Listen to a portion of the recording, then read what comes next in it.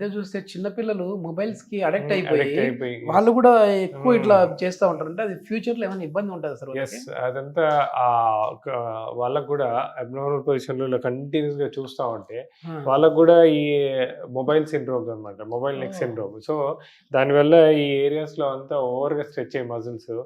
హ్మ్. చిన్న చిన్న నర్వ్స్ అన్నిటి మీద ఎక్కువ ప్రెషర్ పడి కంటిన్యూస్‌గా పెయిన్‌లొస్తా ఉంటాయి వాళ్ళకి. ఓకే. పీఆర్‌పీతో దీనికి ఎట్లాంటి ట్రీట్మెంట్ ఉంది సార్? అంటే ఈ డిస్క్ బల్జ్ అయిన వాళ్ళకి గావచ్చు, దీనికి సంబంధించి ఏమైనా పీఆర్‌పీ అక్కడ ఇవ్వడం వల్ల మరి పెయిన్ తగ్గుతదా అండి?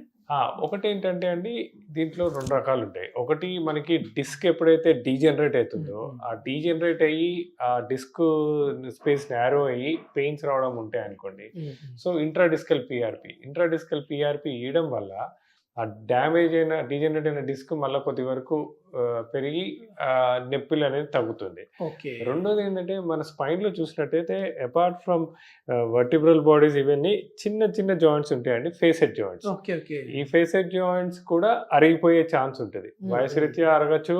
దాని మీద స్ట్రెయిన్ పడ్డా అరగొచ్చు. అని ఇంతకుముందు నేను చెప్పాను కదా! ఇంప్రాపర్ అవును. పొజిషన్‌లో కూర్చున్నప్పుడు దాని మీద ఎక్కువ స్ట్రెయిన్ పడి గంటల తరబడి అంటే కింద హ్మ్. కూర్చొని సిస్టమ్ వర్క్ చేసినప్పుడు అలాంటిటప్పుడు ఆ ఫేసెట్ జాయింట్స్‌లో కూడా కొద్దిగా మార్పులొస్తాయి.